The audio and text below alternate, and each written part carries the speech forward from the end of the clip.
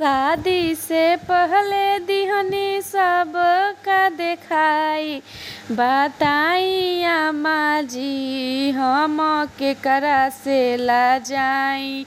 बताई अम्मा जी हम केकरा से लजाई।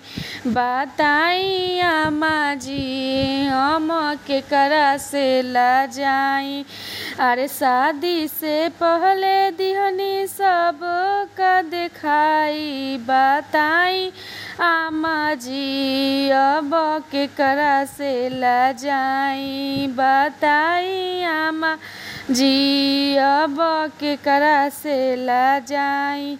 शादी से पहले दिहनी सब के खियाई, बताई अम्मा जी अब केकरा से लजाई। बताई अम्मा जी अब केकरा से लजाई।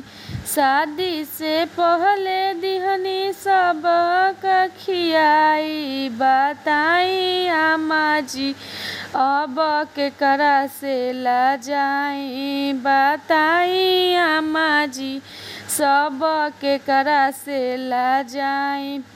शादी से पहले दिहनी सब के पढ़ाई, बताई अम्मा जी अब केकरा के पढ़ाई। बताई अम्मा जी अब केकरा के पढ़ाई।